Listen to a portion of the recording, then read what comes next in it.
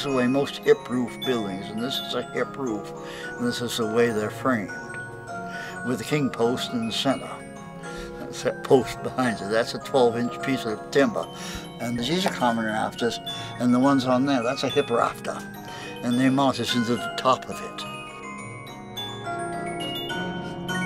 This is the attic of the house. What do you keep in here? Well, there's all kinds of usually books and odds and ends and things like that. Things that usually you put in the attic of a house, you know. So I have a lot of books here, and I do some reading. And I do some work in the shop. I got that window to fix in the north of the house, see. You've heard about the Pirates of the Caribbean. That's what they put the gold in.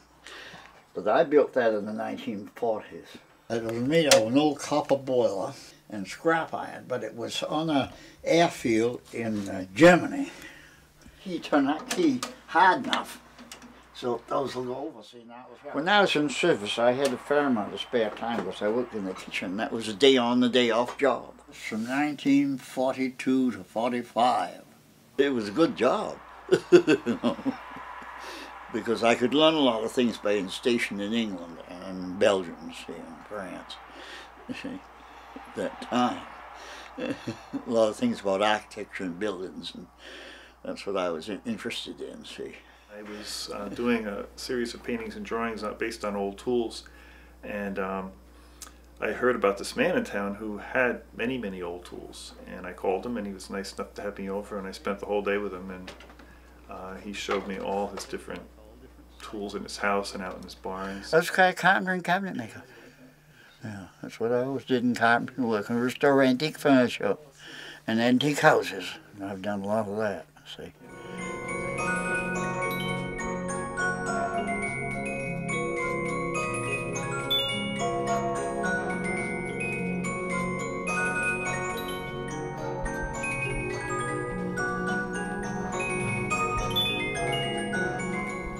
This was made in the 1930s when I went to high school. That's built like a regular house. It's built 3/4 inches to 4. And there's the edge showing the mortise. Pin goes through right through the mortise. That's what holds it together. See, and now that's the cupboards, the doors open and all of them, see. And there's cupboards here, see. Well, I spent about 3 or 4 years spare time on this building. After the model, did you make a real house? It's very similar to the house in School Street. This was back in 1946. Those were something that I built, mostly to have experience in buildings, because I wanted to see if I could get it put together, see. After I got done the day, I realized the tools are nice, but Huston is so much nicer, so I did a whole series of portraits of him over the last few years. That's Sam Huston. And that's my great-grandfather Huston. This is the same family. And this man was born in this house. This from him, my great-grandfather. The house was built around 1795 by Major Robert Huston. And that was my great-great-grandfather. Where was I born? In this house in the northwest room. That's what my mother said. My father was president of the bank in Damascus for a number of years. For a long while I didn't get along too good with my father. And then he began to understand me. He had much more respect for the things that I did. See. One thing I really love about Huston is his life not only spans most of the last century, he's 92 years old, but he also embodies such knowledge of the way things were done close to 100 years ago, when people took the time to make things by hand with quality and beautiful design, and his use of old hand tools. He makes a lot of his own tools. When many kids his age were out socializing and things, from what he's told me, he spent a lot of time building models of buildings, and so his creativity has always been there from the time he was young. One right there that people seem to like, and that's the high boy. Yeah, I made this one too. Now that's made out of metal, out of a car doors on the end and the back of it, see. He definitely walks on his own path, and but he's always looking at the world with a lot of wonder. He's always looking and observing, and he's given land to the River Association so that much of the land in town that he owned is now guarded forever to be just left natural and left on the side of the river. So he's been very appreciated for his willingness to give like that. The Tibet, they're into Buddhism very much, and they're all for peace. And the Dalai Lama is I respect that man. Reincarnation karma makes a lot of sense. Karma, action and reaction. What you do today determines what happens tomorrow. Christ is my master teacher, see.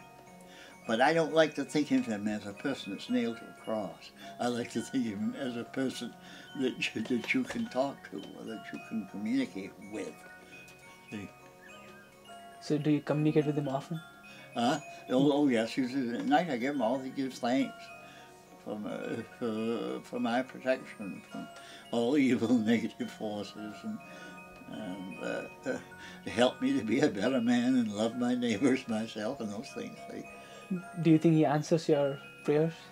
I think so, because everything seems to be going right. I don't have very many complaints, see. That's my philosophy, see, that I live by, see. The maker of this, I think, is Stella, S-T-E-L-L-A.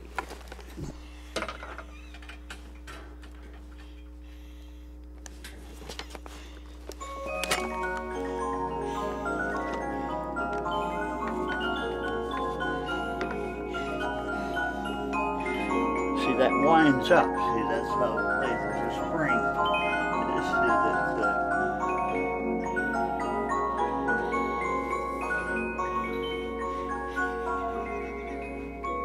Can you open this while it's playing? Well, you'd have to take all this stuff off the top. And whether I can lift it up enough so that you can get a view of it.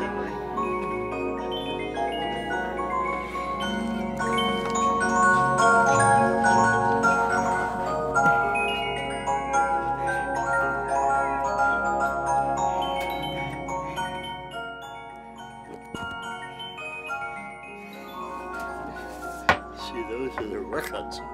See, Amazing. it's about 1890s, 80s or 90s.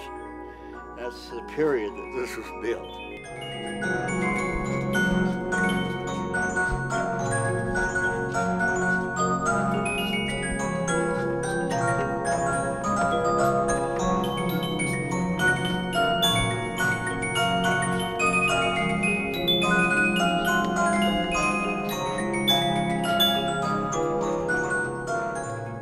I use garlic every day, raw garlic, because I think it helps me physically. And garlic will remove cadmium, lead, and mercury from your system. You don't want to cook it because it kills the natural antibiotic in it. And like, how much of it do you have every day? I have one of these cloves usually for each meal. And the chiropractor gives me karate exercises to do. Kicking and twisting and all those kind of things. Do you get sick often? No, I don't get sick too often. I have to be careful not to eat too much. And I don't eat a lot of meat. See, vegetables and milk. I can't drink coffee and I can't drink Coca-Cola. Don't agree with me.